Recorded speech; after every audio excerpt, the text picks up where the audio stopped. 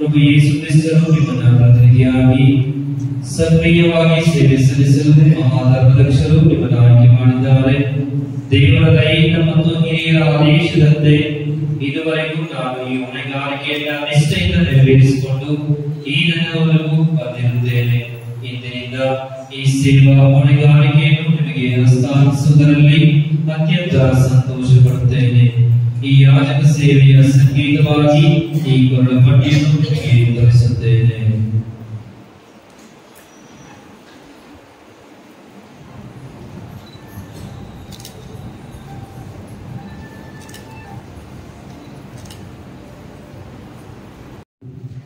ಅವರಿಗೆ ಈಗ ಬೈಬಲ್ ಅನ್ನು ನೀಡಲಾಗುವುದು. ಈ ಮಹಾಧರ್ಮ ಕ್ಷೇತ್ರದ ಮಹಾಧರ್ಮದೀಕ್ಷರ ಹೆಸರಿನಲ್ಲಿ ನಾನು ಈ ಬೈಬಲ್ ಗ್ರಂಥವನ್ನು ನಿಮ್ಮ ಹಸ್ತದಲ್ಲಿರುವೆನು. ದೇವರ ವಾಕ್ಯದಲ್ಲಿ ದೃಢ ವಿಶ್ವಾಸ ಮತ್ತು ಭರವಸೆಯಿಂದ ಇದನ್ನು ಸ್ವೀಕರಿಸಿರಿ. ಪ್ರೀತಿಯಿಂದ ದೇವರ ವಾಕ್ಯವನ್ನು ಸಹೋದರರು ನಿಮ್ಮ ಜೀವನವನ್ನು ವಿನಿಯೋಗಿಸಿರಿ. ಇದ ಕಾಲದಲ್ಲಿ ಮತ್ತು ಅನೇಕ ಕಾಲದಲ್ಲಿ ನಿರ್ಭಯರಾಗಿ ದೇವರ ವಾಕ್ಯವನ್ನು ಸಾರಿರಿ. ಇದರ ಮಧ್ಯದಿಂದ ಈ ವ್ಯಕ್ತಿಗಳು ದೇವರ ವಾಕ್ಯವನ್ನು ಘೋಷಿಸಲ್ಪಡಲಿ. ಅವರ ಆಧ್ಯಾತ್ಮಿಕ ಕ್ಷೇಮ ಅಭಿವೃದ್ಧಿಯೇ ನಿಮ್ಮ ಜೀವನಕ್ಕೆ ಸಂತೋಷವನ್ನು ಸಂತುಷ್ಟಿಯನ್ನು ತರಲಿ. ಪ್ರತಿಕೂಲ ಸಂದರ್ಭಗಳಲ್ಲಿ ದೇವರ ವಾಕ್ಯವು ನಿಮಗೆ ಬಲವು ಬೆಂಬಲವು ಆಗಿರಲಿ.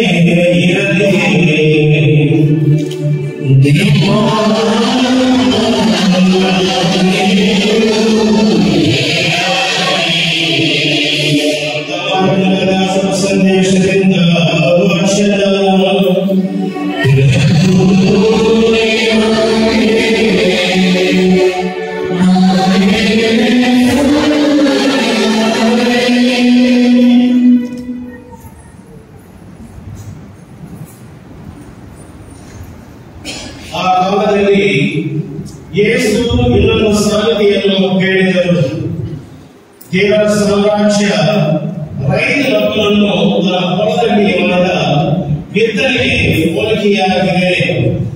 ಬಿತ್ತನೆಯಾದ ಬಳಿಕ ಅವನು ರಾತ್ರಿಯಲ್ಲಿ ಮನೆಯಲ್ಲಿ ಹಗಲಲ್ಲಿ ಎದ್ದಿರಲಿ. ಅವನಿಗೆ ಹೇಗೆ ತಿಳಿಯದೆ ಆ ಬೀಜವು ಮೊಳೆದು ಬೆಳೆಯುತ್ತಿರುತ್ತದೆ. ಭೂಮಿಯವರು ಸಸ್ಯವನ್ನು ಅನಂತರ ಕೊಡೆಯನ್ನು ತರುವಾಯ ತೆನೆ ತುಂಬ ಕಾಡನ್ನು ತನ್ನಷ್ಟೇ ತಾನೇ ಉತ್ಪತ್ತಿ ಮಾಡುತ್ತದೆ. ಬೆಳೆಯು ಮಾಡಿದಾಗ ಸುಗ್ಗಿಯು ಬಂದಿರೆಂದು ವ್ಯವಸಾಯಗಾರನು ಪಡಗೋನನ್ನು ಕರೆಸುತ್ತಾನೆ ಎಂದರು.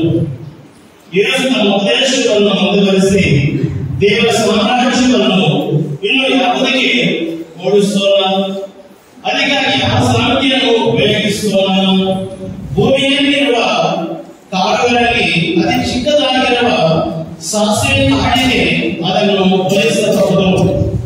ಸಾಸಿವೆ ಕಾಡು ಚಿಕ್ಕದಾಗಿದ್ದರೂ ಬಿತ್ತನೆಯ ತರುವಾಯ ಒಡೆದು ಎಲ್ಲ ಕಾಯಿ ಪಲ್ಯದ ಸಸ್ಯಗಳಿಗಿಂತಲೂ ದೊಡ್ಡದಾಗಿ ಬೆಳೆಯುತ್ತದೆ.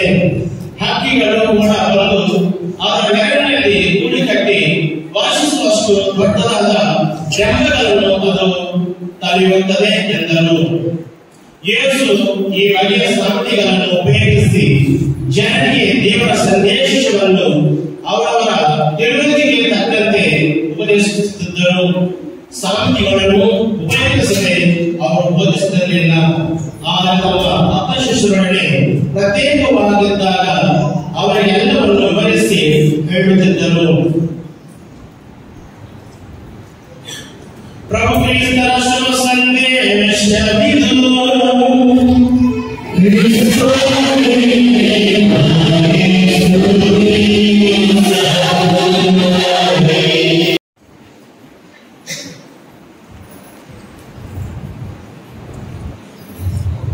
ನಾವು ಆಂಜನೇಯ ಸ್ವಾಮಿ,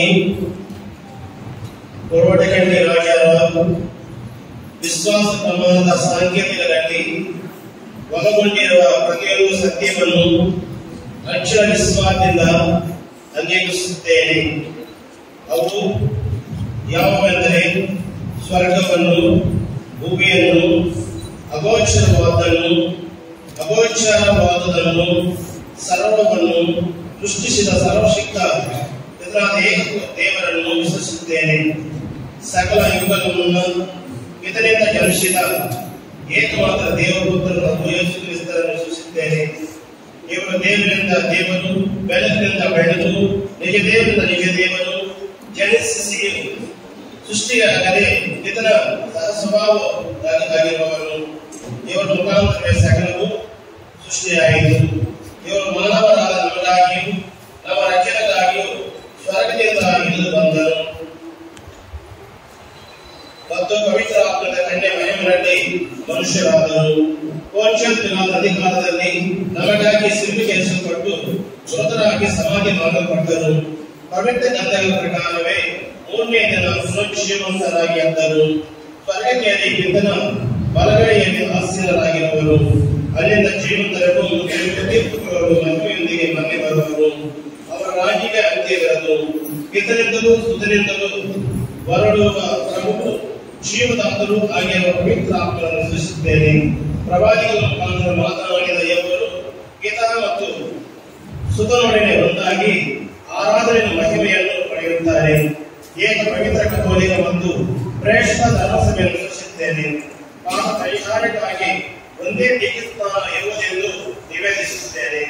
ಮೃತರ ಪುನರುತ್ಥಾನವನ್ನು, ಬರಲಿರುವ ಪರಲೋಕ ಜೀವನವನ್ನು ನಿರೀಕ್ಷಿಸುತ್ತೇನೆ. ಆಮೆನ್. ದೇವರ ವಾಕ್ಯದಲ್ಲಿ ಅಡಕವಾಗಿರುವ ಎಲ್ಲವನ್ನು, ಅದು ನಿತ್ಯವಾಗಿರಲಿ ಅಥವಾ ಸಾಂಪ್ರದಾಯಿಕವಾಗಿರಲಿ ಹಸ್ತಾಂತರಿಸಲ್ಪಟ್ಟಿರಲಿ, ಏನನ್ನು ಧರ್ಮಸಭೆಯ ತನ್ನ ಸಾಂಪ್ರದಾಯಿಕ ತೀರ್ಮಾನ ಅಥವಾ ಸಾಧಾರಣ ಹಾಗೂ ಸಾರ್ವತ್ರಿಕ ಬೋಧನೆಯ ಮುಖಾಂತರ ದೈವಿಕ ಪ್ರಕಟಣೆ ಎಂದು ವಿಶ್ವಾಸಿಸಲು ಪ್ರದಾನ ಮಾಡಿರುವ ಎಲ್ಲವನ್ನು ನಾನು ದೃಢವಾಗಿ ವಿಶ್ವಸಿಸುತ್ತೇನೆ. ಧರ್ಮಸಭೆಯು ನಿರ್ದಿಷ್ಟವಾಗಿ ವಿಶ್ವಾಸ ಮತ್ತು ನೈತಿಕತೆಯನ್ನು ಕುರಿತು ಸೂಚಿಸುವ ಪ್ರತಿಯೊಂದು ಮತ್ತು ಎಲ್ಲ ಬೋಧನೆಯನ್ನು ದೃಢವಾಗಿ ಅಂಗೀಕರಿಸಿ ಅದಕ್ಕೆ ಬದ್ಧನಾಗಿರುತ್ತೇನೆ.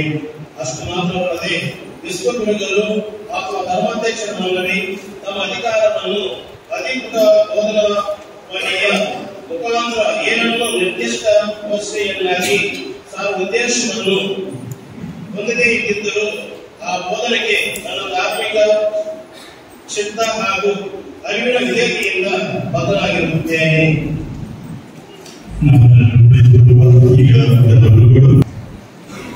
ನನ್ನ ಹೆಸರು ಕೋರವಟಗಂಡಿ ರಾಜಾರಾವ್.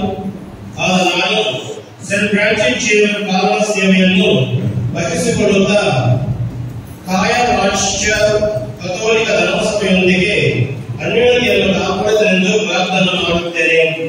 ಧರ್ಮಸಭೆಯು ಸಾರ್ವತ್ರಿಕ ಹಾಗೂ ಪ್ರತ್ಯೇಕವಾಗಿರಲಿ, ಅದರಲ್ಲಿ ಸೇವೆ ಸಲ್ಲಿಸಲು ಕೈಕೊಟ್ಟಂತೆ ವಿಧಿಸಿದ ಕರ್ತವ್ಯಗಳನ್ನು ಕಾನೂನಿನ ಚೌಕಟ್ಟು ಒದಗಿಸುವಂತೆ ಪೂರ್ಣ ಜಾಗೃತಿಕ ಮತ್ತು ಪ್ರಾಮಾಣಿಕತೆಯಿಂದ ನಿರ್ವಹಿಸುತ್ತೇನೆ. ಧರ್ಮಸಭೆಯ ಸ್ಥಳದಲ್ಲಿ ನನಗೆ ಖಚಿತ ಜವಾಬ್ದಾರಿಯನ್ನು ನಿರ್ವಹಿಸುವಾಗ ವಿಶ್ವಾಸದ ನಿಧಿಗೆ ಪೂರ್ಣ ಬದ್ಧನಾಗಿರುತ್ತೇನೆ. ಅದನ್ನು ನಿಷ್ಠೆಯಿಂದ ಎಲ್ಲರ ನೆನಪಿನಿಂದ ಪಾಲಿಸಿ ಹಾಗೂ ಸವಿವರವಾಗಿ ಬೋಧಿಸುತ್ತೇನೆಯೇ ಹೊರತು ಅದಕ್ಕೆ ವ್ಯತಿರಿಕ್ತವಾದದನ್ನು ತ್ಯಜಿಸುತ್ತೇನೆ. ನಾನು ಅಖಿಲ ಧರ್ಮಸಭೆಯ ಸಾಮಾನ್ಯ ಶಿಸ್ತನ್ನು ಪಾಲಿಸುತ್ತಾ ಅದನ್ನು ಘೋಷಿಸುತ್ತೇನೆ.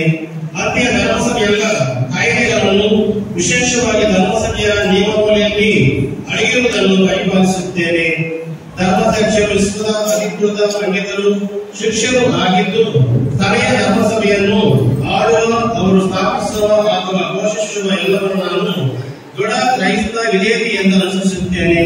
ಧರ್ಮಸಭೆಯ ಆದೇಶಕ್ಕೆ ಅನುಗುಣವಾಗಿ ಧರ್ಮಕ್ಷೇತ್ರದ ಧರ್ಮಾಧ್ಯಕ್ಷರು ಪರಿಪಾಲಿಸುವ ಪ್ರೇಷಿತ ಚಟುವಟಿಕೆಗಳಲ್ಲಿ ಧರ್ಮಸಭೆಯ ಅನ್ಯೂನತೆಯಲ್ಲದಂತೆ ವಿಧೇಯತೆಯಿಂದ ನೆರವಾಗುತ್ತೇನೆ. ನಾನು ನನ್ನನ್ನೇ ಸಮರ್ಪಿಸುತ್ತಾ ಈ ಪಾವನ ಸೇವಾಧಿಕಾರವು ನನಗೆ ವಹಿಸಿದ ಕಾರ್ಯಗಳನ್ನು ಪೂರ್ಣ ವಿವೇಚನೆಯಿಂದ ನಿರ್ವಹಿಸುತ್ತದೆಂದು ವಿಧಿಯುಕ್ತವಾಗಿ ವಾಗ್ದಾನ ಮಾಡುತ್ತಾ ಈ ಪಾವನ ಸೇವಾಧಿಕಾರವು ನಿರೀಕ್ಷಿಸುವ ಗೌಪ್ಯತೆಯನ್ನು ಸಂಪೂರ್ಣವಾಗಿ ಕಾಪಾಡುತ್ತೇನೆ.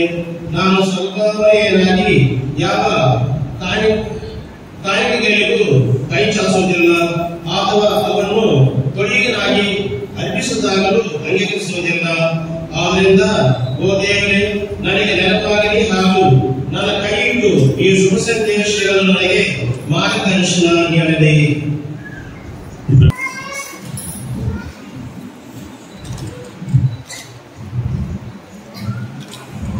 ಈ ಬೇರಿನ ವಿಶ್ವಾಸ ಪ್ರಮಾಣವನ್ನು ಧರ್ಮನಿಷ್ಠೆಯ ವಿಧೇಯತೆಯ ಪ್ರಮಾಣ ಭಾಷಣವನ್ನು ಹಾಗೂ ಗೌಪ್ಯತೆಯ ಪ್ರಮಾಣವನ್ನು ನನ್ನ ಸಮ್ಮುಖದಲ್ಲಿ ನೀಡಲಾಗಿದೆ ಎಂಬುದಕ್ಕೆ ನಾನು ಸಾಕ್ಷಿಯಾಗಿದ್ದು ನನ್ನ ರುಚಿಯನ್ನು ನಾನು ಹಾಕುತ್ತೇನೆ.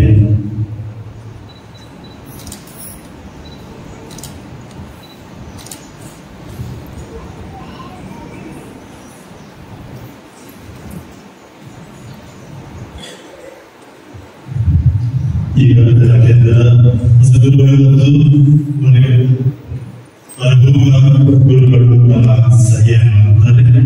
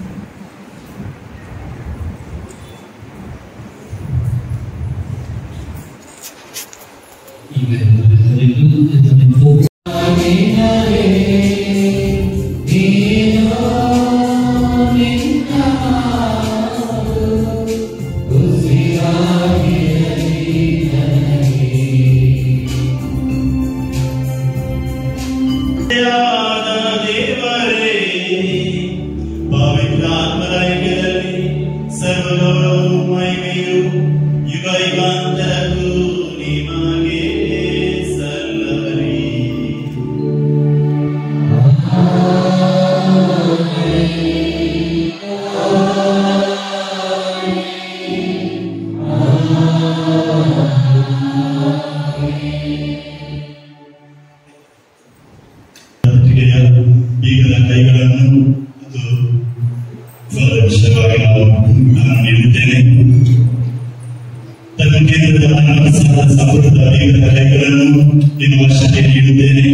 ಈ ಮನಪ್ರಸಾದದ ಸಂಸ್ಕಾರದ ಪವಿತ್ರತೆಯನ್ನು ಪಾವನತೆಯನ್ನು ಸಂರಕ್ಷಿಸಿ ಈ ಸಂಸ್ಕಾರದ ಮೂಲಕ ಈ ನಂಬಿಕೆಯಿಂದ ಎಲ್ಲಾ ದೈವಗಳಿಗೆ ಘೋಷಣೆ ಮಾಡಿರಿ.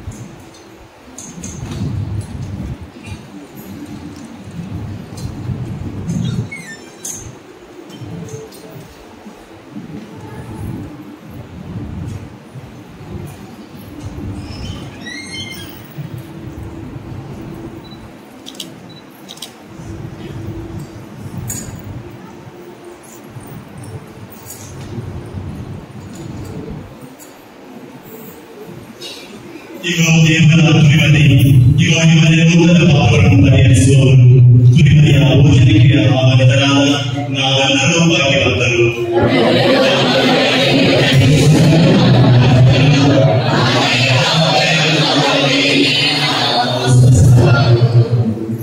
ಗಣತಿಯ ಪುಸ್ತಕವನ್ನು ಅವರುಗಳಿಗೆ ಕೈಗೆ ಒಪ್ಪಿಸುತ್ತಾರೆ.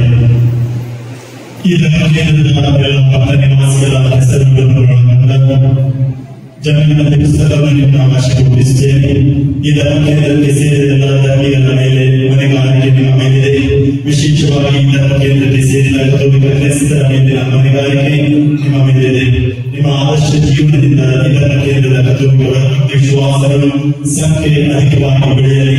ಎಲ್ಲರಿಂದ ಮಿಗಿಲಾಗಿ ಧರ್ಮಕೇಂದ್ರದ ದೈವಜ್ಞತೆಗಳ ವಿಶ್ವಾಸ ಮತ್ತು ಭರವಸೆಯ ಪ್ರತಿಯಾಗಿ ದಿನೇ ದಿನೇ ಬಲಗೊಳ್ಳಲಿ. ಅದೇ ರೀತಿ ಧರ್ಮಕೇಂದ್ರದಲ್ಲಿರುವ ಆಸ್ತಿ ಹಾಗೂ ಆದಾಯ ನಿರ್ವಹಣೆಯ ಹೊಣೆಗಾರಿಕೆಯ ಧರ್ಮಕೇಂದ್ರದಲ್ಲೂ ಆದುದರಿಂದ ಧರ್ಮಕೇಂದ್ರದ ತಪಸ್ವಿಯು ಪಟ್ಟಿಯನ್ನು ದೈವಿಕಗಳ ಪ್ರತಿನಿಧಿಯಿಂದ ನೀಡಲಾಗಿದೆ. ದೈವಿಕಗಳ ಸಹಕಾರದಿಂದಲೂ ಪ್ರೋತ್ಸಾಹದಿಂದಲೂ ಈ ಧರ್ಮಕೇಂದ್ರ ದಿನೇ ದಿನೇ ಪ್ರಗತಿಯನ್ನು ಕಾಣಲಿ.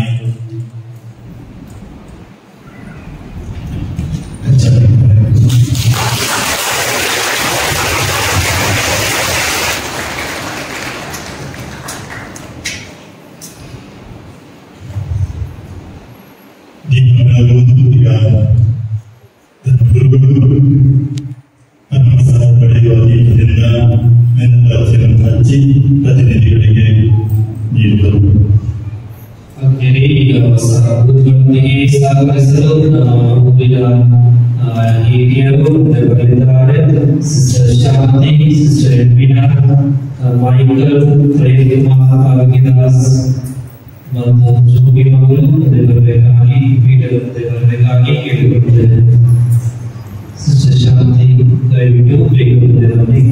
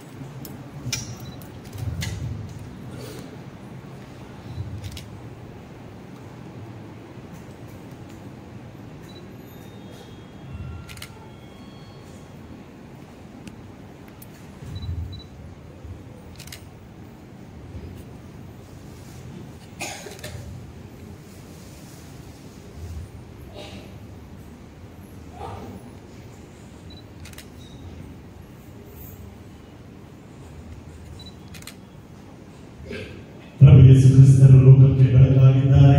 ಈ ಬೆಳಕನ್ನು ಈ ಧರ್ಮಕೇಂದ್ರದ ಎಲ್ಲೆಡೆಯೂ ಪಸರಿಸುವ ಸಂಕೇತವಾಗಿ ಧರ್ಮಗುರುಗಳು ಜ್ಯೋತಿಯನ್ನು ಹಚ್ಚಿದ್ದಾರೆ. ದೈವ ಪ್ರಜೆಗಳು ಕೂಡ ಈ ಹೊಣೆಗಾರಿಕೆಯನ್ನು ತೆಗೆದುಕೊಳ್ಳುವ ಸಂಕೇತವಾಗಿ ಈ ದೀಪಗಳನ್ನು ಸ್ವೀಕರಿಸಿದ್ದಾರೆ. ಈಗ ನಾವು ನೋಡುತ್ತಿರುವಂತೆ ಈ ಪ್ರತಿನಿಧಿಗಳ ಸದಸ್ಯರ ಕೈಯಲ್ಲಿರುವ ಬತ್ತಿಗಳು ಈ ದೇವಾಲಯವನ್ನು ಬೆಳಗಿಸಿದಂತೆ ನಮ್ಮ ಧರ್ಮಕೇಂದ್ರದಲ್ಲಿ ಹೊಸ ಧರ್ಮಗುರುಗಳ ಪಾಲನಾ ಸೇವೆಯು ಎಲ್ಲ ದೈವ ಪ್ರಜೆಗಳ ಸಹಕಾರ ಮತ್ತು ಪ್ರೋತ್ಸಾಹದಿಂದ ಜೈವಿತವಾಗಿ ಫಲ ನೀಡಲಿ.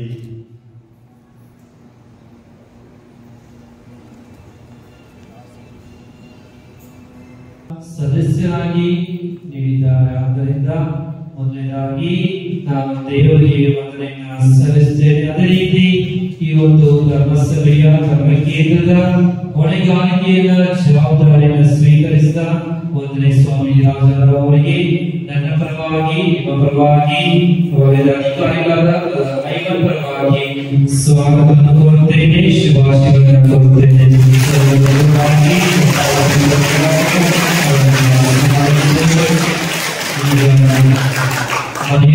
ಸದಸ್ಯರು, ಮೆಚ್ಚಟಿ ಮಹಾಸಭೆಯ ಸದಸ್ಯರು, ಹಿರಿಯ ಯುವಕರು ಮತ್ತು ಮಕ್ಕಳು ಗುರುಗಳನ್ನು ಸ್ವಾಗತಿಸಿದ್ದಾರೆ. ದಯವಿಟ್ಟು ಮೊದಲೇ ಸ್ವಾಮಿ ರಾಜರವರು ಪೀಠದ ಮುಂದೆ ಬರಬೇಕಾಗಿ ಕೇಳಿಕೊಳ್ಳುತ್ತೇನೆ. ಎಲ್ಲರಿಗೂ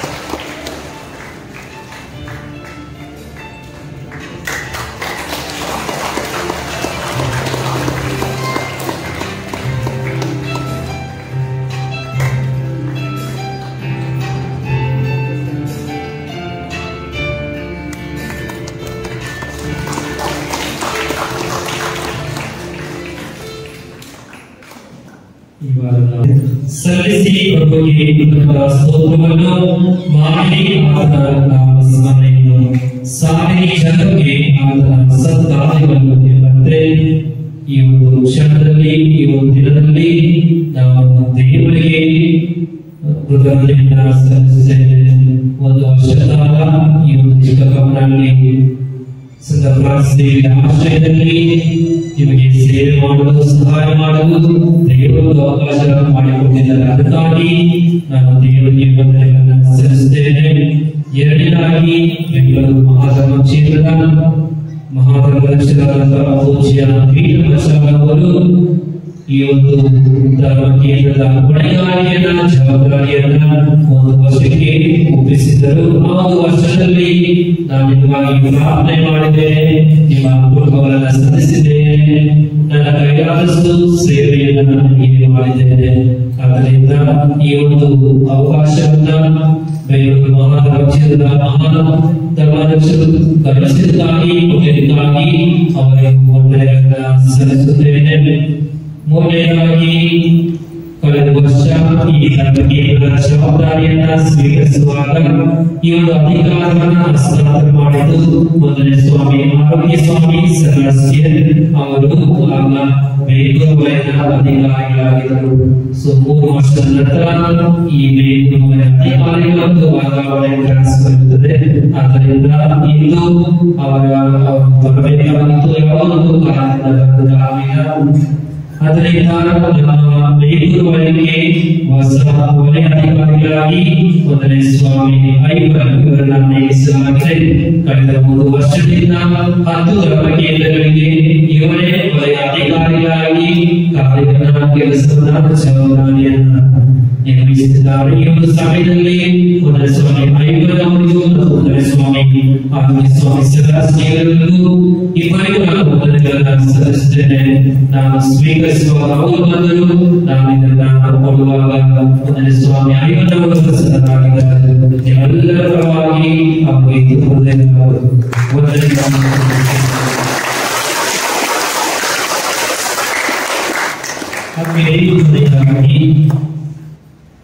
ನಾವು ಸುಮಾರು ಈಗ ಗುರುದೀಕ್ಷೆಗಳು 6 ವರ್ಷ ಆಯಿತು.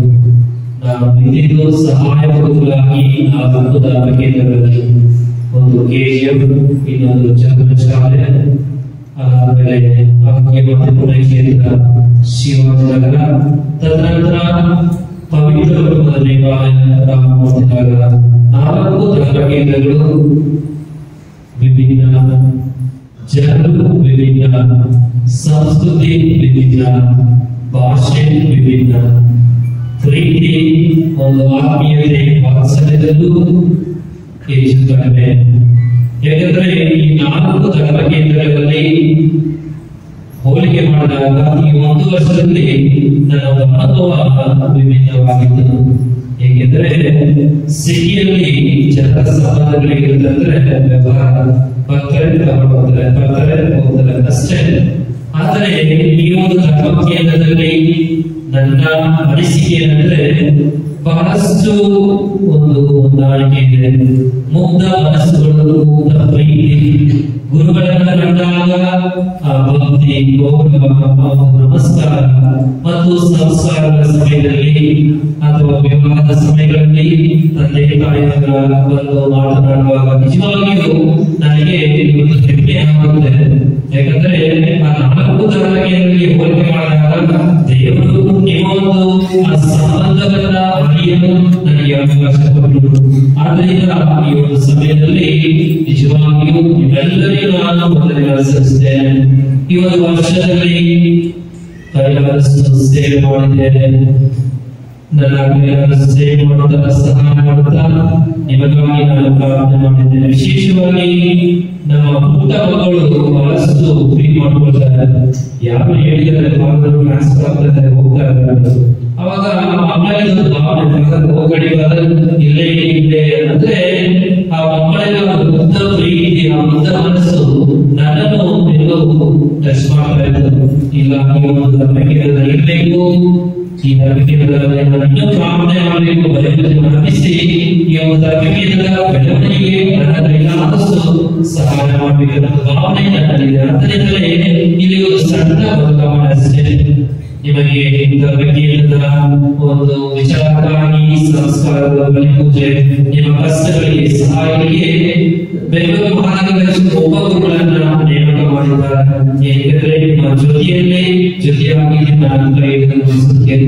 ಕೆಲವು ಬಾರಿ ನೀವು ಒಂದು ನನ್ನ ಕೇಳಿಕೊಂಡಾಗ ಮನೆಗಳಿಗೆ ಬರಲಾಗಲಿಲ್ಲ ಅಥವಾ ಯಾವುದೋ ಕಾರ್ಯಕ್ರಮಗಳಿಗೆ ಬರಲಾಗದ ಕಾರಣ ಬೇರೆ ಜವಾಬ್ದಾರಿಗಳಿಂದ, ಆದ್ದರಿಂದ ಇಂದು ನಾನು ನಿಮಗೆ ಪ್ರತಿಯೊಬ್ಬರನ್ನ ನೆನಪಿಟ್ಟುಕೊಂಡು ಪ್ರತಿಯೊಬ್ಬರನ್ನ ಹೃದಯದಲ್ಲಿ ಸ್ಮರಿಸಿ ಚಿಕ್ಕವರಿಂದ ದೊಡ್ಡವರಿಗೂ ವಯಸ್ಸಾಗಿರುವ ನನ್ನ ಮನಸ್ಸಲ್ಲಿಕೊಂಡು ನಾನು ನಿಮಗೆ ಪ್ರಾರ್ಥನೆ ಮಾಡುತ್ತೇನೆ. ನೀವು ನನಗಾಗಿ ಪ್ರಾರ್ಥನೆ ಮಾಡಿ, ನೀವು ಮಾಡಿದ ಸಣ್ಣ ಸೇವೆ, ಸಣ್ಣ ಉಪಕಾರಗಳು ಖಂಡಿತವಾಗಿ ಅದು ಧರ್ಮಸಭೆಯನ್ನ ಬೆಳೆಸ್ತಾ ಇದೆ. ಆದ್ದರಿಂದ ಈ ಒಂದು ಸಮಯದಲ್ಲಿ ನೀವೆಲ್ಲರಿಗೂ ನಾನು ತುಂಬುವುದರ ಅದೇ ರೀತಿ ಈ ಒಂದು ವರ್ಷದಲ್ಲಿ ನಾವು ಅವಲೋಕನ ಮಾಡಿದಾಗ, ರಿಫ್ಲೆಕ್ಟ್ ಮಾಡಿದಾಗ, ಈ ಒಂದು ವರ್ಷದಲ್ಲಿ ಹಬ್ಬಗಳಾಗಲಿ ಸಣ್ಣ ಸಣ್ಣ ಆಚರಣೆಗಳಾಗಲಿ ಚೆನ್ನಾಗಿ ನೋಡಿ ಬರುವ ಕಾರಣ ನಾನು ಯಾವತ್ತೂ ಹೇಳೋದು ನಾನು ಮಾಡಿದಲ್ಲ, ಇದು ನನ್ನ ಒಂದು ಆಲೋಚನೆಗಳಲ್ಲ.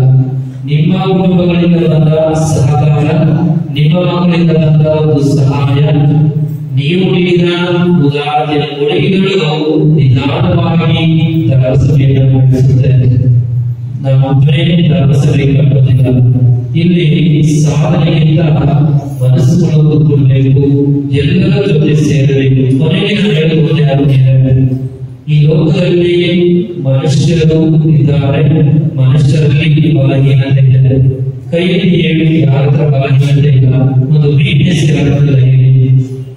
ಅವರು ಜಗದ್ಗುರುಗಳಾಗಿರ್ಬೋದು, ಬೆಂಗಳೂರಿನ ಮಹಾಧರ್ಮದರ್ಶಕರಾಗಿರ್ಬೋದು, ವಲಯ ಅಧಿಕಾರಿಗಳಾಗಿರ್ಬೋದು, ನಾನಾದ ಗುರುವಾಗಿರ್ಬೋದು, ಪ್ರತಿಯೊಬ್ಬರಲ್ಲೂ ಒಂದು ವೀಕ್ನೆಸ್ ಇದ್ದೇ ಇದೆ. ಎಲ್ಲೋ ಒಂದು ಬಾರಿ ನಾವು ತಪ್ಪು ಮಾಡಬಹುದು, ಅದನ್ನ ತಿದ್ದು ನಡೆಯಲಿಕ್ಕೆ ದೇವರು ಜ್ಞಾನವನ್ನು ಕೊಟ್ಟಿದ್ದಾರೆ. ನಾವು ತಿದ್ದುಕೊಂಡಾಗ, ಅದನ್ನ ಸರಿಪಡಿಸಿಕೊಂಡಾಗ ನಾವು ಬದಲಾಗುತ್ತೇವೆ, ಕುಟುಂಬಗಳು, ಆಲೋಚನೆಗಳು, ಕೊನೆಗೆ ಧರ್ಮಸಭೆ ಬೆಳೆಯುತ್ತೆ, ಧರ್ಮಸಭೆ ಅಭಿವೃದ್ಧಿಯಾಗುತ್ತದೆ. ಆದ್ದರಿಂದ ನಾವು ನಿಮ್ಮಲ್ಲಿ ಕರ್ಮದಿಂದ ಬೇಡಿಕೊಳ್ಳುವುದು ಕೋರಿಕೆ ಮನವಿ ಅಂದರೆ ಎಲ್ಲರೂ ಜೊತೆ ಸೇರಿ ಎಲ್ಲೋ ಸಣ್ಣ ಸ್ವಾರ್ಥವನ್ನು ಬಿಟ್ಟುಬಿಡಿ, ಹಳೆಯ ನೆನಪುಗಳನ್ನು ಬಿಟ್ಟುಬಿಡಿ, ಹಳೆಯ ಘಟನೆಗಳನ್ನು ಮರೆತಿ ಖಂಡಿತವಾಗಿ ನೀವು ಹೊಸ ವ್ಯಕ್ತಿಗಳಾಗ್ತೀರ. ಪ್ರತಿದಿನ ಹೊಸತನ, ಪ್ರತಿ ಮನೆ ಪೂಜೆ ಆ ದಿನಕ್ಕೆ ಕೊನೆ, ಮುಂದೆ ಏನಾಗುತ್ತೆ ನಮಗೆ ಗೊತ್ತಿಲ್ಲ. ಆದ್ರೆ ಪ್ರತಿದಿನ ಗುರುಗಳು ಮನೆ ಪೂಜೆ ನಡೆಸೋದು, ಈ ದಿನ ಚೆನ್ನಾಗಿ ದೇವರ ಆಶೀರ್ವಾದಕ್ಕೆ ಇಡೀ ಧರ್ಮಕೇಂದ್ರ ಕೆಲಸಗಾರರಿಗೂ ನಡಿಗೆ ನಮ್ಮ ಧರ್ಮಕೇಂದ್ರ ಬೆಳವಣಿಗೆಗಾಗಿ ಮನಸ್ಸುಗಳು ಒಟ್ಟಾಗಿ ಸೇರಿ ಎಂದು ನಾವು ಪ್ರತಿನಿತ್ಯ ಮನೆ ಪೂಜೆ ನಡೆಸೋದು. ಆದ್ದರಿಂದ ಕೊನೆಗಾಗಿ ನಾನು ಕೇಳಿಕೊಳ್ಳೋದು, ಏನೇ ಆದರೂ ನಾವು ಮರೆಯುವುದನ್ನು ಕಲಿಬೇಕು. ಹೇಗೆ ಕೈಗೆ ಕಾಲಿಗೆ ಗಾಯ ಆದಾಗ ಬದಲಾಗಬೇಕು ಅಲ್ವಾ? ಆದರೆ ನಾವು ಅದೇ ರೀತಿ ಕೈಯಾದ ನೆನಪುಗಳನ್ನ, ಕೈಯಾದ ಘಟನೆಗಳನ್ನ ಮರೆತಾಗಲೇ ನಾವು ಹೊಸ ವ್ಯಕ್ತಿಗಳಾಗಬಹುದು. ಸ್ವಲ್ಪ ಯೋಚನೆ ಮಾಡ್ಕೊಳ್ಳಿ, ಏನೋ ನಿಮ್ಮ ಜೀವನದಲ್ಲಿ ನಡೆದಿದೆ, ಅದನ್ನ ಯಾವಾಗೂ ಮನಸ್ಸಲ್ಲಿ ಇಟ್ಕೊಂಡಿದ್ದೀರಾ, ಬಂದವರ ಹೇಳ್ತಾ ಇದ್ದೀರಾ. ಅದು 2 ವರ್ಷ, 3 ವರ್ಷ, 5 ವರ್ಷ ಬರೀ ಅದೇ ಭಾವನೆಗಳಲ್ಲಿ ಬಂದು ಅದನ್ನ ಬಿಟ್ಟು ಬರುತ್ತೀರಾ? ಪ್ರತಿಯೊಬ್ಬರು ಎಷ್ಟು ವರ್ಷ ಬದುಕಕ್ಕಾಗುತ್ತೆ? ಮ್ಯಾಕ್ಸಿಮಮ್ 40 ವರ್ಷ. ಈ 40 ವರ್ಷದಲ್ಲಿ 70 ವರ್ಷದಲ್ಲಿ ನನ್ನ ಸಣ್ಣ ಕೊಡುಗೆ ಇವತ್ತು ಒಬ್ಬ ಕುಟುಂಬದ ಪ್ರಜೆಯಾಗಿ, ಧರ್ಮಕೇಂದ್ರದ ಪ್ರಜೆಯಾಗಿ ನನ್ನ ಕೈಲಾದಷ್ಟು ಕೊಡುಗೆ ಏನು? ಕೊನೆಗೆ ಒಂದು ದಿನ ಯೋಚನೆ ಮಾಡ್ಕೊಳ್ಳಿ, ನಾನೊಬ್ಬ ಈ ಧರ್ಮಕೇಂದ್ರಕ್ಕೆ ಊರಿಗೆ ಸೇರಿದ ವ್ಯಕ್ತಿ, ನಾನು ಎಷ್ಟು ಕೊಡುಗೆ ಕೊಟ್ಟಿದ್ದೇನೆ, ಎಷ್ಟು ಸೇವೆ ಮಾಡಿದ್ದೇನೆ, ಇಲ್ಲಾಂದ್ರೆ ಎಲ್ಲಾಗಿ ನೋಡಿ ನಾನು ಏನ್ ಮಾಡಿದೆ, ಏನ್ ಮಾಡಿದೆ, ಒಂದು ಸಣ್ಣ ಕೊಡುಗೆ. ಯಾಕಂದ್ರೆ ನೀವು ಮಾಡೋ ಸೇವೆ ಆಗಲಿ, ಸಹಾಯ ಆಗಲಿ, ಏನಂತಾರೆ ಸ್ವರ್ಗ ಸಾಮ್ರಾಜ್ಯದ ಬುಕ್ಕಲ್ಲಿ ಬರೆಯಲಾಗುತ್ತದೆ. ಕೆಲವೊಮ್ಮೆ ನಾವು ತಪ್ಪಾಗಿ ಆಲೋಚನೆ ಮಾಡ್ತೀವಿ, ನಾವು ಒಳ್ಳೆಯದು ನಡೆಯುತ್ತೆ ಒಬ್ಬರು ನಡೆಯುವುದಿಲ್ಲ. ಪ್ರತಿಯೊಬ್ಬ ಪ್ರಜೆ ಪ್ರತಿಯೊಬ್ಬ ಭಕ್ತಾದಿಯ ಕರ್ತವ್ಯ ಧರ್ಮ ಕೇಂದ್ರಕ್ಕೆ ಸಹಾಯ ಮಾಡುವುದು, ಸಹಕಾರ ನೀಡುವುದು ಮತ್ತು ಅವರೊಂದಿಗೆ ಕೈಗೂಡಿಸಿ ನಡೆಯುವುದು. ಆದ್ದರಿಂದ ಈಗ ಹೊಸ ಜವಾಬ್ದಾರಿಯನ್ನು ತೆಗೆದುಕೊಂಡಿರುವ ಗುರುಗಳಿಗೆ ಸಹಕರಿಸಿರಿ, ಅವರ ಭಾವನೆಗಳಿಗೆ ಸ್ಪಂದಿಸಿರಿ, ಅವರೊಂದಿಗೆ ಕೈಯನ್ನು ಜೋಡಿಸಿರಿ. ಈ ಒಂದು ವರ್ಷದಲ್ಲಿ ಹಿಂದಿರುಗಿದಾಗ ಅಕ್ಕಪಕ್ಕ ಮನೆಗಳಿಗೆ ನಾವು ಒಳ್ಳೆಯ ಸಂದೇಶ ಕೊಟ್ಟಿದ್ದೇವೆ. ನಮ್ಮ ಊರು ಒಳ್ಳೆಯ ಊರು, ನಮ್ಮ ಜನ ಒಳ್ಳೆಯ ಜನ, ನಮ್ಮ ಊರು ಯಾವಾಗಲೂ ಒಳ್ಳೆಯದನ್ನೇ ಮಾಡ್ತಾರೆ. ಈಗ ನಿಮಗೆ ಗೊತ್ತಿದೆ, ಈ ಒಂದು ವರ್ಷದಲ್ಲಿ ಅನೇಕ ಬದಲಾವಣೆಗಳಾಗಿದೆ. ಅಕ್ಕಪಕ್ಕದ ಊರು ಬಂದು ನನ್ನ ಕೇಳ್ತಾರೆ, ಸ್ವಲ್ಪ ಬದಲಾವಣೆ ಜನ ಒಟ್ಟಾಗಿ ಬರ್ತಾರೆ. ಇದು ಆಜ್ಞೆಯಲ್ಲಿ ಬೇಕಾಗಿದೆ. ನಮ್ಮ ಅಕ್ಕಪಕ್ಕದಲ್ಲಿದ್ದವರು ಚಿಕ್ಕಮ್ಮನನ್ನ ಕಣ್ಣೆತ್ತಿ ತಲೆತ್ತಿ ನೋಡ್ಬೇಕು. ಆಗುತ್ತಾ? ಮಾಡ್ತೀರಾ? ಆಗುತ್ತಾ? ಆಗುತ್ತೆ ಎಂದು ದೇವರ ವಾಕ್ಯಗಳಲ್ಲಿ ಹೇಳಿ ಏನ್ ಕೇಳ್ತಾರೆ ಅಂದ್ರೆ, ಕಳೆದ 5-6 ವರ್ಷಗಳ ಹಿಂದೆ ಚಿಕ್ಕಮ್ಮನಲ್ಲಿ ಹೇಗಿತ್ತು, ಇಡೀ 10 ಧರ್ಮಕೇಂದ್ರಗಳಿಗೆ ಆದರ್ಶ ಮಾಡಲ್ ಎಕ್ಸಾಂಪಲ್ ಆಗಿತ್ತು. ಅದೇ ಒಂದು ಚಿಕ್ಕಮ್ಮನಲ್ಲಿ ಬರುವ ವರ್ಷಗಳಲ್ಲಿ ಬೆಳೆಯಬೇಕೆಂಬ ಆಸೆ. ಯಾವತ್ತು ನಮ್ಮಲ್ಲಿರುವ ಗುಣಗಳನ್ನ, ನಮ್ಮಲ್ಲಿರುವ ಮೌಲ್ಯಗಳನ್ನ, ನಮ್ಮ ಸಂಭ್ರಮ ಆಚರಣೆಗಳನ್ನ ಬಿಟ್ಕೊಡ್ಬಾರ್ದು. ಸಣ್ಣ ಕೈ ನೆನಪಿಗಾಗಿ ಘಟನೆಗಾಗಿ ಬಿಟ್ಕೊಡ್ಬಾರ್ದು. ನಾವೆಲ್ಲ ಗಮನಿಸಿದಾಗ ನಾಳೆ ನಮ್ಮೂರನ್ನ ಅಕ್ಕಪಕ್ಕದ ಒಂದು ವೀಕ್ಷಿಸಬೇಕು, ನೋಡಬೇಕು. ಚಿಕ್ಕಮ್ಮನಲ್ಲಿ ಈ ತರ ಹೇಗಾಗಿದೆ ಅನ್ನೋದು ಕಣ್ಣೆತ್ತಿ ನೋಡೋದನ್ನ ಮಾಡಬೇಕು. ಇದಕ್ಕೆಲ್ಲ ನಿಮ್ಮ ಸಹಾಯ ಸಹಕಾರ ಬೇಕೇ. ಆದ್ದರಿಂದ ಮುಂದೆ ಏನೆಲ್ಲ ಕಾರ್ಯಕ್ರಮ ಮಾಡ್ತಾರೆ, ಅದು ಪೀಠ ಸೇವೆ ಮಕ್ಕಳ ಸಭೆಯಾಗಲಿ, ಯೋಗರ ಸಭೆಯಾಗಲಿ ಮತ್ತು ಯುವತಿಯರ ಸಭೆ, ಏನು ಸಭೆ ಆದರೂ ನಿಮ್ಮ ಕೈಲಾದಷ್ಟು ಸಹಾಯ ಮತ್ತು ಸಹಕಾರ ಮಾಡಿ ಅದರೊಂದಿಗೆ ಎಲ್ಲವೂ ಚೆನ್ನಾಗಿರುತ್ತದೆ. ಕೊನೆಯದಾಗಿ ಧರ್ಮಕೇಂದ್ರದ ವಿಚಾರಗಳು ಬಂದಾಗ ದಯವಿಟ್ಟು ಧರ್ಮಕೇಂದ್ರದ ಮಾತ್ರ ಭೇಟಿ ಮಾಡಿ. ಶಾಲೆ ವಿಚಾರ ಬಂದಾಗ, ಬೇರೆ ವಿಷಯ ಬಂದಾಗ ದಯವಿಟ್ಟು ನನ್ನನ್ನು ಸಂಪರ್ಕಿಸಿ. ಧರ್ಮಕೇಂದ್ರ ವಿಚಾರ, ಶಾಲೆ ವಿಚಾರ ಯಾವುದು ಕನ್ಫ್ಯೂಸ್ ಮಾಡಬಹುದು, ನೀವು ಕನ್ಫ್ಯೂಸ್ ಆಗಬಹುದು. ಯಾಕಂದ್ರೆ ಇದು ಅವರ ಒಂದು ಜವಾಬ್ದಾರಿ, ಶಾಲೆ ನನ್ನ ಜವಾಬ್ದಾರಿ. ಆದ್ದರಿಂದ ಜವಾಬ್ದಾರಿಗಳು ಬೇರೆಯವರನ್ನು ಪೂಜೆ ಮಾಡುವ ಸ್ಥಳ ಮತ್ತೆ ದೇವಸ್ಥಾನ. ಆದ್ದರಿಂದ ನಾವೆಲ್ಲ ಜೊತೆಯಾಗಿ ಈಗ ಸಭೆಗಾಗಿ ನಾವು ಪ್ರಾರ್ಥನೆ ಮಾಡೋಣ. ಅದೇ ರೀತಿ ಶಾಲೆಗಾಗಿ ಪ್ರಾರ್ಥನೆ ಮಾಡಿ. ನಮ್ಮ ಶಾಲೆ ಬೆಳೆಯಬೇಕು. ನನಗಿರೋದು ಒಂದೇ ಒಂದು ಆಸೆ, ಇಷ್ಟು ವರ್ಷ ನಿಮ್ಮ ಊರಲ್ಲಿ ನಿಮ್ಮ ಶಾಲೆಯಲ್ಲಿ 100% ಬಂದಿಲ್ಲ, ಅದು ಇಂಗ್ಲಿಷ್ ಮೀಡಿಯಂನಲ್ಲಿ. ಇದಕ್ಕಾಗಿ ಪ್ರತಿದಿನ ಪ್ರಾರ್ಥನೆ ಮಾಡೋಣ. ನನ್ನ ಕೈಲಾಸ ಪ್ರಯತ್ನ ಮಾಡ್ತಾರೆ. ಒಂದಲ್ಲ ಒಂದು ವರ್ಷ 100ರಷ್ಟು ಒಂದು ಫಲಿತಾಂಶ ಕೊಟ್ಟು ಅದು ನಾವು ಸಹ ಅದೊಂದು ದೊಡ್ಡ ಸಾಧನೆಯಾಗುತ್ತೆ. ಈ ಒಂದು ಸಾಧನೆಗೆ ನೀವೆಲ್ಲರೂ ಇರಲಿ. ಪ್ರತಿದಿನ ಪ್ರಾರ್ಥನೆ ಮಾಡಿ, ಶಾಲೆಗಾಗಿ, ಮಕ್ಕಳಿಗಾಗಿ, ಅಲ್ಲಿ ಸೇವೆ ಮಾಡಿ, ಎಲ್ಲಾ ಶಿಕ್ಷಕರಿಗಾಗಿ. ಬರೀ ಇಂಗ್ಲಿಷ್ ಮೀಡಿಯಂ ಅಲ್ಲ, ಕನ್ನಡ ಮೀಡಿಯಂ ಮಾಡಿ. ನಮ್ಮ ಶಾಲೆ, ನಮ್ಮ ಊರು, ನಮ್ಮ ಧರ್ಮಕೇಂದ್ರ, ಇದು ಪ್ರತಿಯೊಬ್ಬರ ಮನಸ್ಸಿರಬೇಕು. ಏನೇ ಹೇಳ್ತಾ ಇದ್ರೆ, ಒಂದು ಧರ್ಮಕೇಂದ್ರ ಬೆಳೆಯಲಿಕ್ಕೆ ಶಾಲೆ ಮುಖ್ಯ. ಶಾಲೆಯ ಫಲಿತಾಂಶ ಊರಿಗೆ ಗೌರವವನ್ನು ತರುತ್ತದೆ.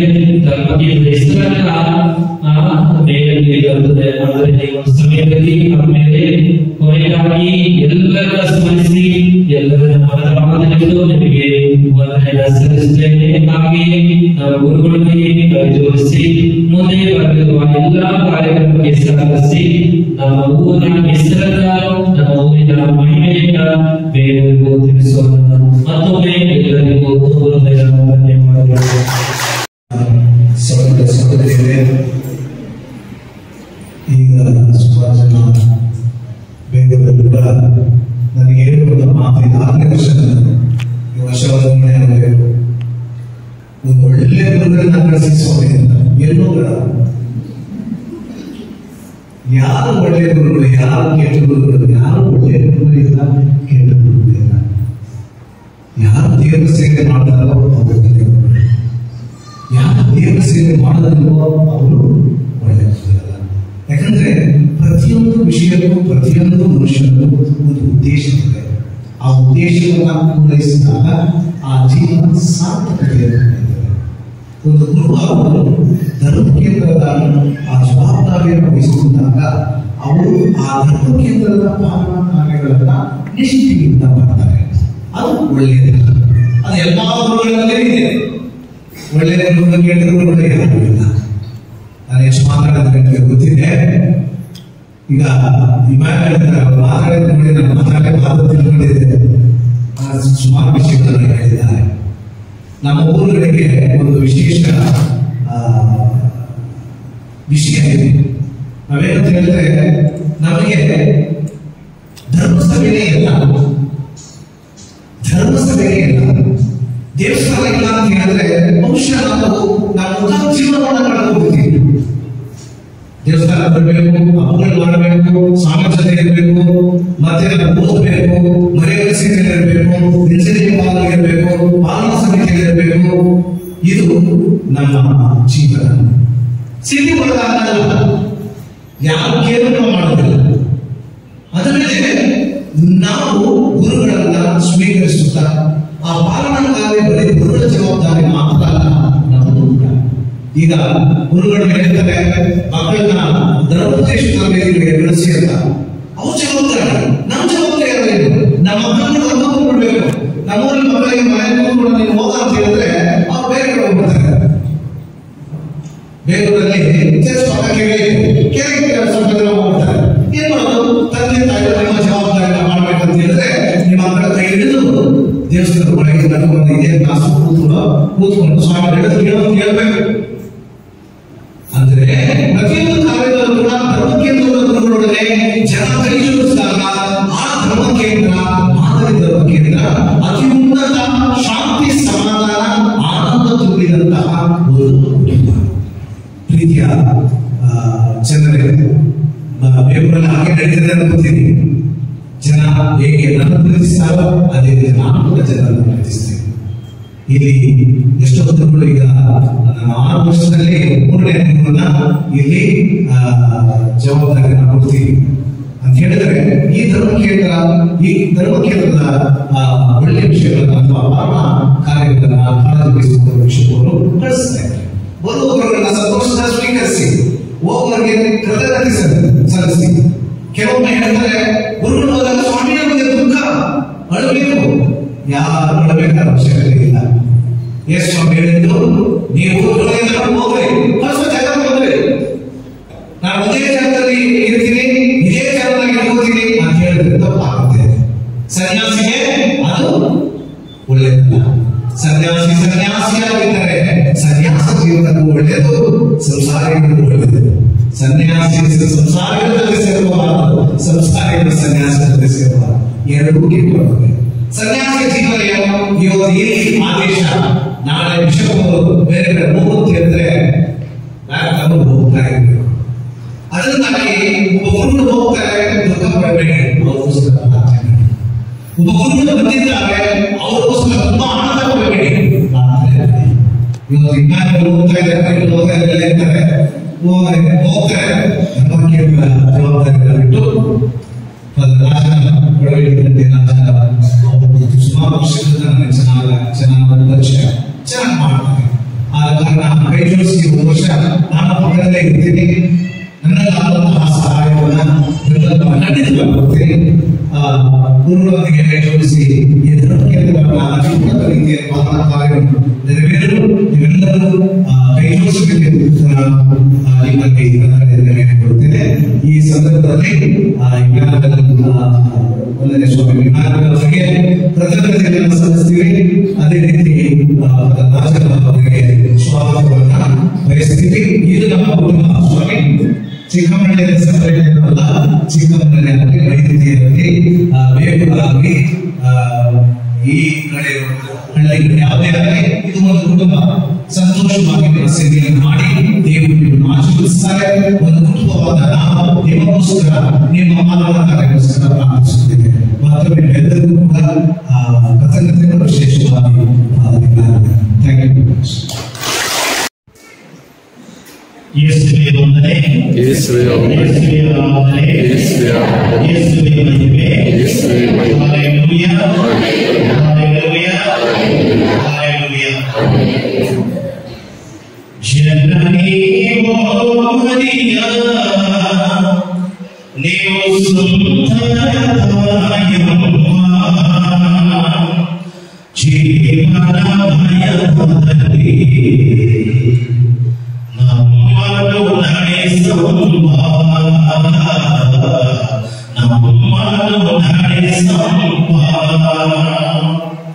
ಜನನಿ ಓ ಮರಿಯ, ನೀವು ಸುಂದರತಾಯಮ್ಮ, ಜೀವನ ಭಯದಲ್ಲಿ ನಮ್ಮನ್ನು ನಡೆಸಮ್ಮ, ನಮ್ಮನ್ನು ನಡೆಸಮ್ಮ.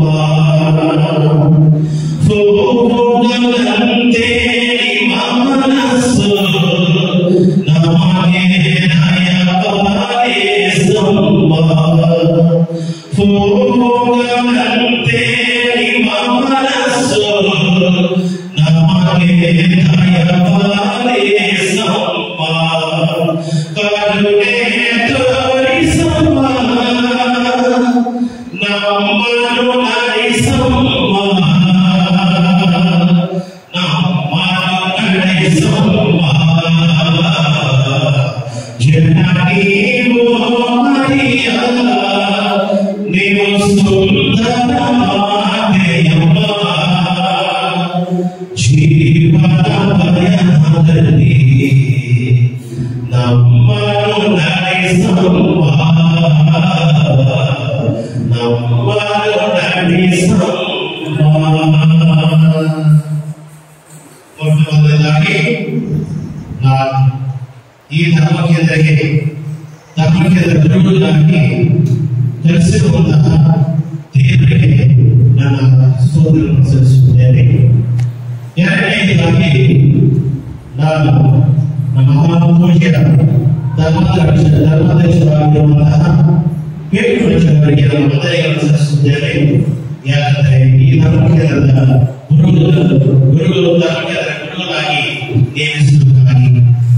ಮೂರನೇದಾಗಿ ಅತಿಮಂದರಿಯ ಸ್ವಾಮಿ ಐವರು ನಮ್ಮ ಬೇಲೂರಿನಲ್ಲಿ ಆಡಳಿತದ ಮೇರೆಗೆ ಹೋಗುವುದು, ಅವರ ಧರ್ಮಕ್ಷೇತ್ರದಲ್ಲಿ ಬೇರೆ ಬೇರೆ ಕಾರ್ಯಕ್ರಮಗಳನ್ನು ಬಿಟ್ಟು ಈ ದೇವರಲ್ಲಿ ನನ್ನನ್ನು ಇಲ್ಲಸ್ಟ್ರೇಷನ್ ಮಾಡುವುದಾಗಿ ನನ್ನ ಪರವಾಗಿ ಎಲ್ಲರ ಪರವಾಗಿ ಅವರಿಗೆ ನನ್ನ ವಂದನೆಗಳನ್ನು ಸಲ್ಲಿಸುತ್ತೇನೆ.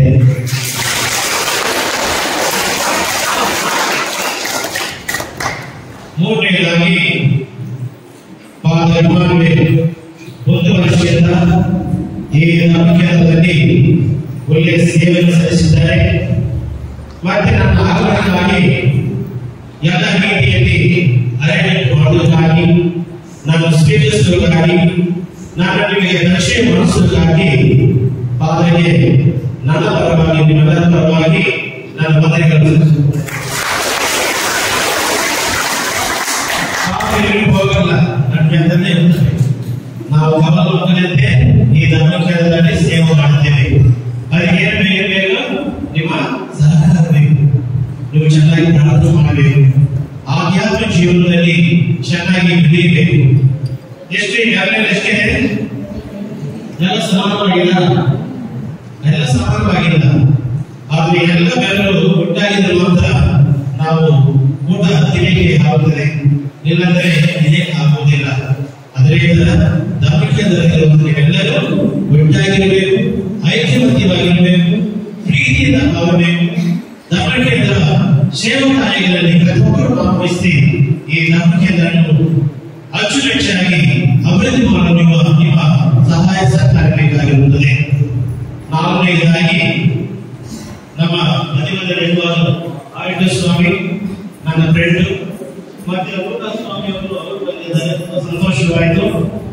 ಮತ್ತೆ ನಾನು ಪಾದನೆ ಕೇಳಿಕೊಳ್ಳುವಾಗ ನಾನು ತುಂಬಾ ಬಿಸಿ ಆಗಿದ್ದೀನಿ, ಆದ್ರೂ ನಾನು ಪ್ರಯತ್ನ ಪಡ್ತೀನಿ. ಯಾರು ಸಿಕ್ಕಿದರೆ ಅವರಿಗೆ ಪೂಜೆ ಹೇಳಲು ನಾನು ಹೇಳಿ ಅಂತ ಹೇಳಿದ್ರು. ಪಾದನೆ ಸಿಕ್ಕಲಿಲ್ಲ, ಬೇರೆಯವರು ಧರ್ಮಕೇಂದ್ರದಲ್ಲಿ ಪೂಜೆ ಮುಗಿಸಿ ಅಷ್ಟು ಪ್ರೀತಿಯಲ್ಲಿ ಬಂದು ಈ ಕಾರ್ಯಕ್ರಮದಲ್ಲಿ ಭಾಗವಹಿಸಿದರಾಗಿ ಪಾದರಿಗೆ ಮತ್ತೆ ಲೂಕಾಸ್ ಇವರಿಗೆ ನಾನು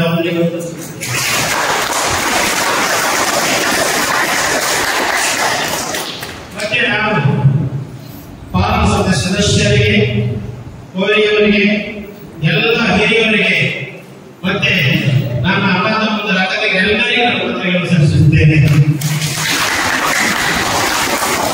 ಮತ್ತೆ ನಮ್ಮ ಮಂಡಳಿ ಅಖಿಲ ಕರ್ನಾಟಕ ಕನ್ನಡ ಸಂಘದ ಮುಖಂಡರಿದ್ದಾರೆ, ರಮೇಶ್ ರಾಜಣ್ಣ ಮತ್ತು ಶತ್ರುಘ್ನರು. ಅವರು ತುಂಬಾ ಖುಷಿ ಇದ್ದರು. ಎಲ್ಲ ಕಾರ್ಯಗಳನ್ನು ಬಿಟ್ಟು ಈ ಇನ್ಸ್ಪಿರೇಷನ್ ಕಾರ್ಯಕ್ರಮಗಳಿಗೆ ಬಂದು ಭಾಗವಹಿಸುವುದಾಗಿ ನಾವಿಬ್ಬರೇ ಸಹ ನನ್ನ ವಂದನೆಗಳನ್ನು ಸಲ್ಲಿಸುತ್ತೇವೆ. ನಾನು ನನ್ನ ಕನಸಿನಲ್ಲಿಯೂ ಈ ನಂಬಿಕೆಯನ್ನು ಬೆಳೆಸಿಕೊಳ್ಳಿಲ್ಲ. ಇದೊಂದು ದೇವರ ಕರೆ ಅಷ್ಟೇ. ನಾನು ಕನಸಿನಲ್ಲಿಯೂ ಆಂಧ್ರದಿಂದ ಬ್ಯಾಂಗ್ಳೂರಿಗೆ ಬೆಳೆಸಿಕೊಂಡಿಲ್ಲ. ಇದು ದೇವರ ಕರೆ. ಒಂದು ದೇವಸ್ಥಾನಕ್ಕೆ ನಮ್ಮ ಅಧ್ಯಕ್ಷರು ಫೋನ್ ಮಾಡಿ, ಫಾದರ್ ರಾಜ, ನೀವು ಚಿಕ್ಕಮಗಳೂರಿಗೆ ನಂಬಿಕೆಯ ಗುರುಗಳಾಗಿ ಹೋಗಬೇಕಂತ ಹೇಳುವಾಗ 5 ಮಹಾಧರ್ಮಾಧ್ಯಕ್ಷರು ಒಪ್ಪಿಕೊಂಡಿದ್ದಾರೆ. ನನಗೆ ಆ ಧರ್ಮಕ್ಕೆ ಬೇಕು, ಈ ಧರ್ಮಕ್ಕೆ ಬೇಕು, ನನಗೆ ಯಾಕಂದ್ರೆ ನಮ್ಮ ಮಾತು ಬೆಲೆಕೊಡಬೇಕು. ಇದು ದೇವರ ಕಾರ್ಯ. ಈ ದೇವರ ಕಾರ್ಯ ನಾನು ಬೆಲೆಕೊಟ್ಟು ನಿಮ್ಮ ಧರ್ಮಕ್ಕೆ ಬಂದಿದ್ದೇನೆ. ನನಗೆ ಅಪ್ಪ ಇಲ್ಲ, ಅಮ್ಮ ಇಲ್ಲ. ನನಗೆ ಅಪ್ಪ ಆಗಿದ್ರು, ಅಮ್ಮ ಆಗಿದ್ರು, ಅಕ್ಕ ತಂಗಿಯರಾಗಿದ್ರು, ಅಣ್ಣ ತಮ್ಮಂದಿರಾಗಿದ್ರು. ನೀವೇ ನನಗೆ. ನಾನು ನಿಮಗೆ ಸೇವೆ ಮಾಡಿ ಬಂದಿದ್ದೇನೆ. ನಿಮ್ಮೆಲ್ಲ ನಾನು ಸೇವೆ ಮಾಡಿಸಬೇಕಾಗಿಲ್ಲ. ಆ ಸೇವಾ ಚೆನ್ನಾಗಿ ಆಗಬೇಕಾಗಿದ್ದರೆ, ಅಭಿವೃದ್ಧಿ ಆಗಬೇಕಾದರೆ ಅದಕ್ಕೆ ನೀವೇನು ಮಾಡಬೇಕು? ನೀವು ಸಹಕಾರ ಬೇಕು. ನನಗಾಗಿ ಅನುದಿನ ಪ್ರಾರ್ಥನೆ ಮಾಡಬೇಕು. ನಾನು ನಿಮಗಾಗಿ ಪ್ರಾರ್ಥನೆ ಮಾಡ್ತೇನೆ. ಆದ್ದರಿಂದ ಈ ಧರ್ಮಕೇಂದ್ರದಲ್ಲಿ ನಾವೆಲ್ಲರೂ ಬಡವರಾಗಿರ್ಬೋದು, ಶ್ರೀಮಂತರಾಗಿರ್ಬೋದು, ಯೋಗ್ಯರಾಗಿರ್ಬೋದು, ಅಯೋಗ್ಯರಾಗಿರ್ಬೋದು, ಆದರೆ ದೇವರ ಸನ್ನಿಧಾನದಲ್ಲಿ ಎಲ್ಲರೂ ಸಮಾನವಾಗಿ ನಾವು ಕೆಲಸ ಮಾಡುವಾಗಲೇ ಈ ಧರ್ಮಕೇಂದ್ರ ಚೆನ್ನಾಗಿ ಅಭಿವೃದ್ಧಿ ಆಗುತ್ತದೆ.